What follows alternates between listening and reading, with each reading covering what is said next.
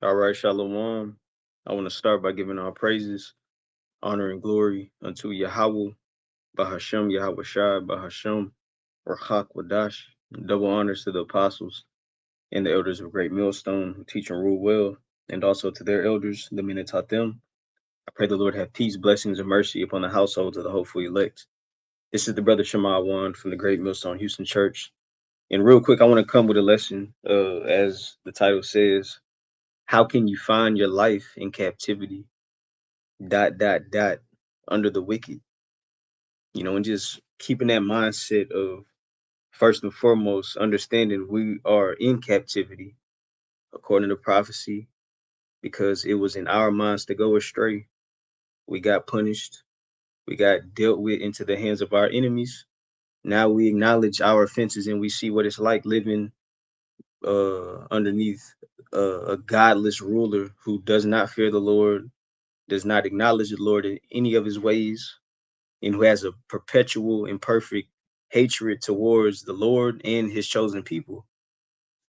So for Israelites to be here in 2026 and to have a life to live, that they're um expecting to continue to be comfortable, and actually see this thing continuing, that's not the right spirit to be in. All right. So, with that, I want to get a few precepts on just having a mindset of acknowledging that we are in captivity, which is bitter and which is our current hell. So there's no room for complacency where you lose patience and you try to get comfortable in here as if the Lord is not going to come back and deliver a remnant from the hand of his enemies, which are our enemies. So with that being said, I want to get a few precepts, and I pray this lesson be edifying to the Lord's elect. Just not losing focus of the mission and the current condition that we're in. Matter of fact, I had Baruch 3 and 8 pulled up, but before that, let me go here. Because this is what Yahweh Shah said. If if we're supposed to have life on this side right now, the Lord he died for us to enjoy life, for us to live life on this side and and get the benefit of it. No, we're in the hands of Yahweh by Hashem Yahweh Shah, who um who declares things from the beginning, all right, before they even take place. And a part of that was that we are gonna serve in captivity in the hand of our enemies, although Yahweh Shah was gonna come and deliver a remnant who has faith, in the promises that were given to Abraham, Isaac, and Jacob, which still stand to this day. And a part of that is we have, this is what I'm thinking about. Let me read it. John 10 and 10, it says, and this is Yahweh Shah speaking, it says, the thief cometh not but for to steal and to kill and to destroy. I am come that they might have life and that they might have it more abundantly. So if Yahweh Shah is coming to give us life more abundantly, how can that be on this side right now? How can it be presently right now? It's not. That's why, just thinking about certain precepts, we have no continuing city here. We seek one to come. But let me go back to Baruch. It just made me think about that because okay, put it like this in this time, or in the context speaking about wicked scribes and Pharisees, which are still present till this day. If you want to look at it like that, who would that fit in these times? IUIC. These the law, statutes, and commandments are going to save you, Israelites, which are hypocrites. All right, these you know men like this who are set up, they are contrary to Yahweh Shah's testimony. All right. But in this time, it applies to Esau because this is the thief of the earth. You know, the murderer and the destroyer of the earth ain't unto all people. So how can you have a life in abundance whenever you're in the hands of a thief, and a murderer and a destroyer? All right. But going back to the point, Yahweh Shai says at the later end, I am come that they might have life and that they might have it more abundantly. So there's more to it than what's on this side. All right. Let me go back. Baruch chapter 3 and 8 currently. The condition we're in now. It says, behold, we are yet this day in our captivity, where thou hast scattered us. And why have we been scattered? Due to our transgressions, due to us breaking the law, statutes, and commandments, the ways that would be beneficial unto us. We've departed from that. All right, due to us rebelling against the Lord, he scattered us amongst all nations for a reproach and a curse, and to be subject to payments. So you're not living life whenever you're subject to payments. Okay, this is not your kingdom, and it would be crazy to think that you're a king and you live like a king whenever you're still subject to payments. All right. It says, according to all the iniquities of our fathers, which departed from the Lord our God. So that's why things are exactly how they are still to this day, due to our iniquities. All right. So let's go get a few more.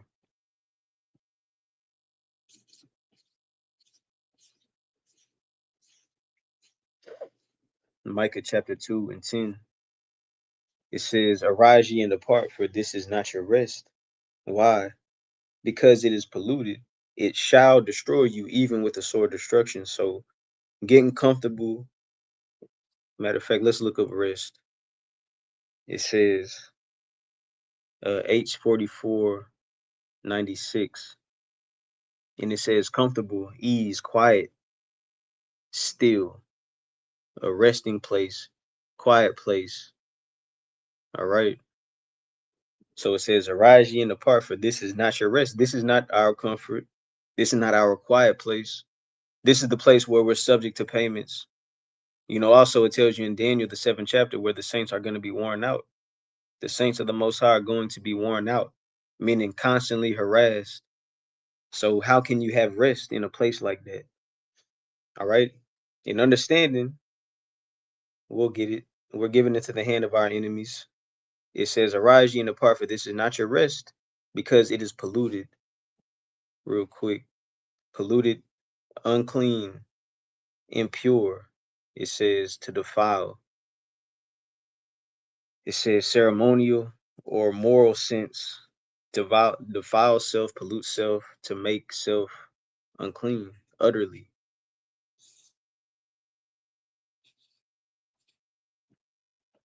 And look at what's pushed here: Christianity, Jesus, LGBTQ plus, um, what is this?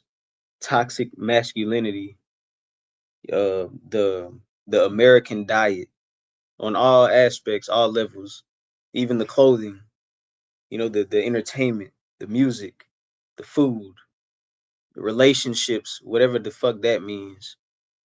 All of this, what's here, what's present, it can defile you. Why? Because it is polluted, man. All right, it's unclean. It says it shall destroy you, even with the sword destruction. And a lot of Israelites don't understand that we're still in the hand of our enemies till this day. Although you can go to work and make money and pay bills, which is a part of the curses that we're still under to this day, being subject to payments, being in the hands of our enemies. All right. A lot of Israelites get uh um captivity mistaken for comforts, wherein daily the Lord gives us benefits. That the benefits don't come from our oppressors. The benefits come from Yahweh Bahashim Yahweh Shah. And the day is gonna come where the Lord is gonna require that. You know, the Israelites who have been receiving benefits but not giving no attention to Yahweh Bashim Yahweh Shah. What is this? Hold on. It might be in the 8th chapter. No, it's right here. Second Ezra's chapter. Let's start up. Second Ezra's chapter 9 in verse straight to the point. In 7, it says, "And everyone that shall be saved from the impending danger that's prophesied to happen is going to get dangerous out here, wherein people who got comfortable, people who trusted their enemies, people who thought that they had a safe haven on this side, they're going to be caught by surprise because troubles are coming, danger and destruction is coming, wherein somebody is going to be saved from those dangers and that destruction." It says, "And everyone that shall be saved," it says, "and shall be able to escape." How? By his works and by faith, whereby ye have believed. So faith and works go hand in hand, and it has to be accurate. You can't just believe in anything, and you can't just have any type of works. It has to line up with these scriptures in the spirit of the Lord, man. All right. Where we have examples, but the majority of people on this earth aren't gonna believe in it, which is it's okay. All right. So it says, verse 8. Let me read verse 7 through. "And everyone that shall be saved and shall be able to escape by his works and by faith, whereby ye have believed." And that's what it boils down to: belief, faith. All right. A lot of people just believe and run with shit because of the majority of followers they got. But when it comes to the spirit of the Lord, that's where faith really is applied, because it ain't gonna be revealed to the majority of people on this earth. It never has been like that. Look at times of destruction and look at the majority, or look at the collection that has been saved. Was that the majority or like a remnant? It's always been a remnant with the Lord. And just like in these days, all these damn Christians are not going to be saved. No Christian is going to be saved. If you believe in Western Christianity, if you believe in Roman Catholicism, if you believe in, you know, anything besides the testimony of Yahweh, Bahashim Yahweh Shah, you're not going to be saved, because you ain't gonna have no works and your faith is in vain. So it says you'll be able to escape by his works and by faith, whereby ye have believed. And that's not a joke. That's not a joke. You know, for people who come by the prophets, if even if you have family members that entertain the truth, that know the true name of the Lord, that's not light, man. That's not light. That's something to hold on to if you're able, and to actually grow and believe in it, because niggas are about to die. The unfaithful are about to die, man. So it says, so you're gonna escape by your works and my faith, whereby ye have believed. It says, so they shall be preserved from the said perils, which means dangers that are coming on this earth, that are present now. It says, and shall see my salvation in my land and within my borders, for I have sanctified them from the beginning. And the Lord looks at a people before an actual place. So Lord is gonna deliver and sanctify a people, the Israelites. Then the Lord is gonna bring them to the Holy Land, you know, which is according to the promises that He gave unto us. All right. Then it says, verse 9, "Then shall they be in pitiful case, which now have abused my ways, and they that have cast them away despitefully shall dwell in torments." The law is done away with. All right. You think everything is clean and you can eat everything. All right. Keep that same energy. Where the fuck did you learn that from? Who taught you that? 9 times out of 10, the Christian church, or a Christian himself, or somebody that calls on the name of Jesus, which is all BS. And niggas are gonna have to pay for their offenses. Like it says, and they that have cast them away despitefully the ways of the Lord, it says, shall dwell in torments. Judgment is coming. You're not just finna get there's no such thing as a pre-rapture tribulation. There ain't no such thing as, the Lord, he just he hates uh the sin, but he loves the sinner. All right, we'll see. So it says, for such as in their life have received the benefits and have not known me, and they that have loathed my law while they yet had liberty, and when as yet place of repentance was open unto them, understood not, but despised it.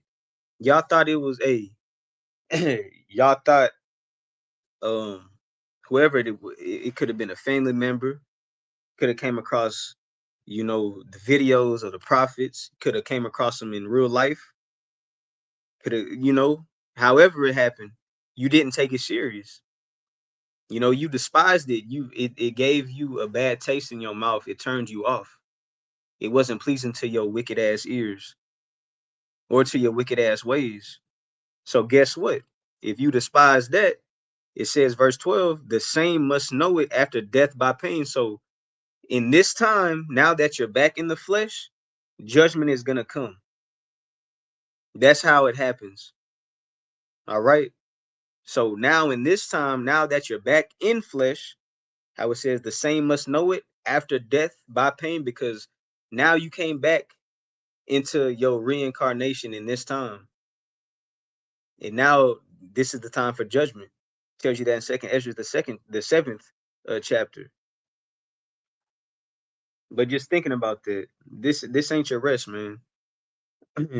So those that despise the ways of the Lord and just don't acknowledge the grace and the liberty in the time of repentance now, and you want to be caught up in this time, caught up in what people think this life, as if it really is a life to be lived. They're gonna find out the hard way, wherein this shit is passing away quickly, like the scriptures tell us. Hold up, I'm thinking of the one in First Corinthians, the seventh chapter, but I know it's another one, or I think it's another scripture I'm thinking about. Um, but it's okay. Let's get a few more, then I'll end it. Let me go to Peter. First Peter chapter 2 and 11. Yeah, life is not on this side. Well, hold up, real quick. Yahweh Shah mentioned it. Luke chapter 15 and 12. Luke chapter 15 and 11. Hold up.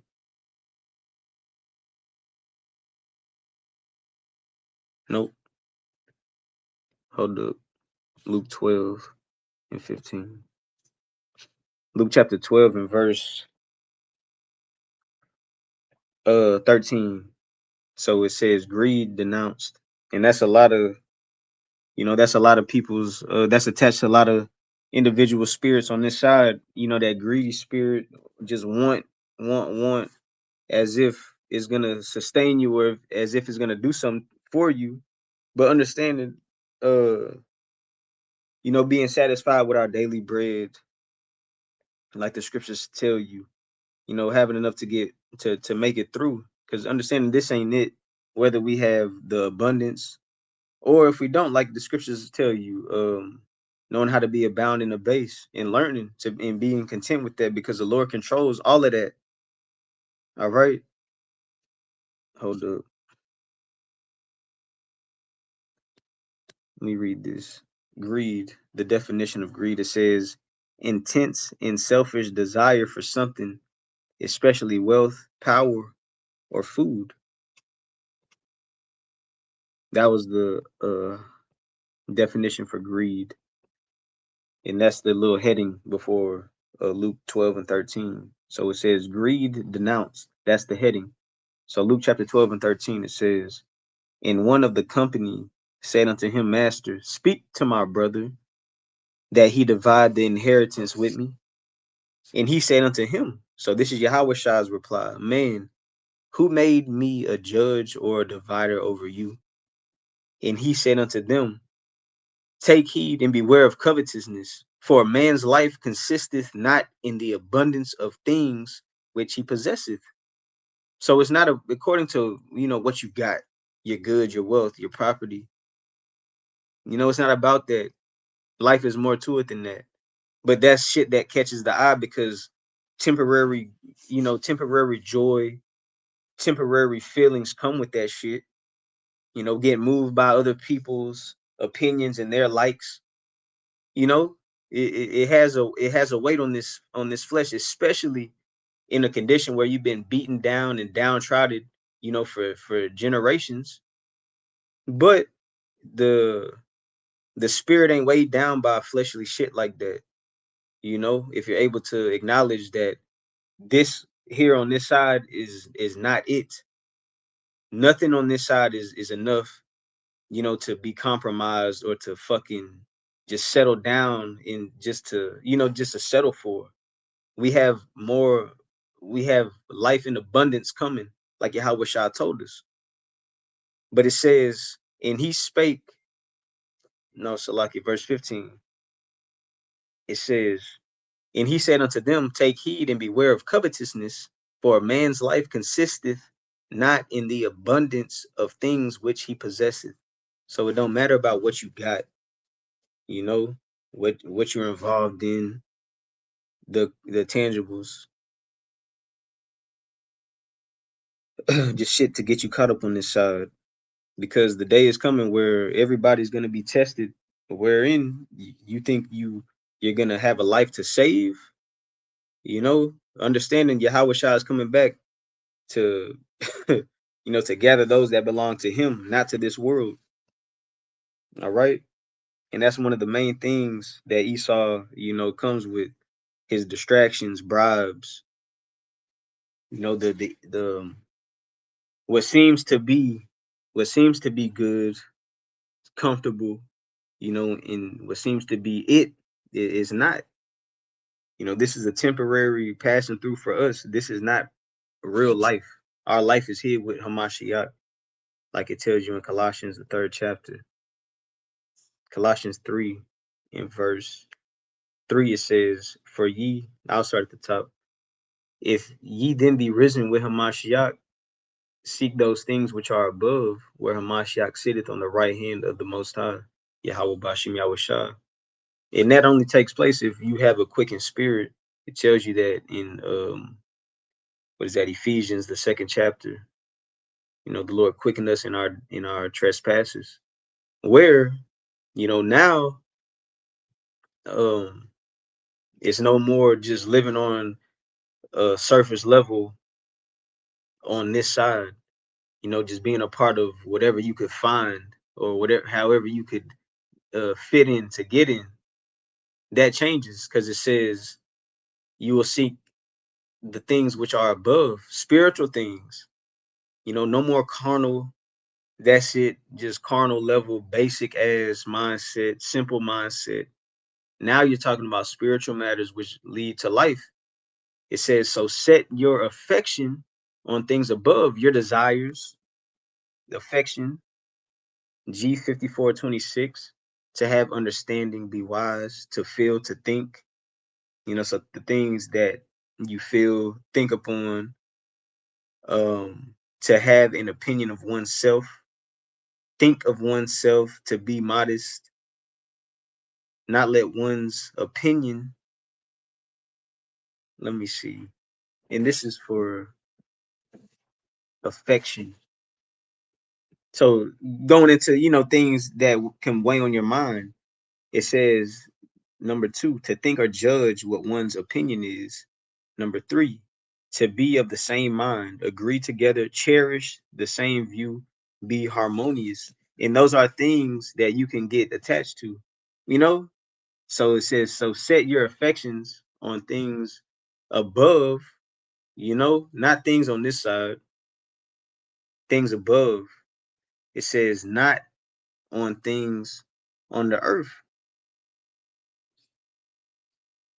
And the things that we set our affection on above are not accessible as far as like the physically obtaining it on this side yet. It's all through faith.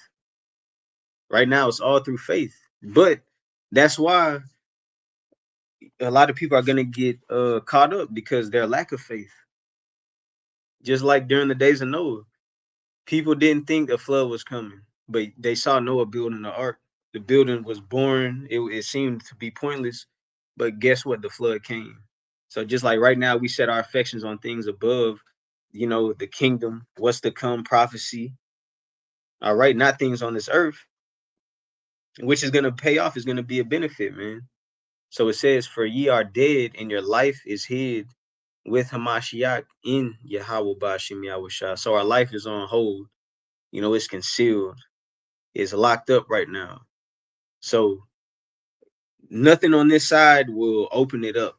Where a job, money, a woman, women, houses, possessions, riches, wealth, a name, none of that, none of that, none of that, will be the access to life. One, we're in sinful flesh. We're in flesh that is fucking dying every day. So how can you have life in something that's decaying? Wherein the spiritual aspect of it is increasing daily. Like it says, the outward man perish, but the spiritual man is renewed day by day, roughly paraphrasing. But verse 4 says, when Hamashiach, who is our life, that's whenever we obtain it. When Yahweh Shah comes back to restore everything, it says, who is our life shall appear, then shall ye also appear with him in glory. And that's whenever life starts. So it's not now. Nobody can replace Yahweh Shah. There's no replacement for Yahweh Shah who's bringing us life. But I'll end it there. I just wanted to get that while I was in my spirit. So again, I want to give our praises, honor, and glory unto Yahweh, Bahashim Yahweh Shah, Bahashim Rachakwadash.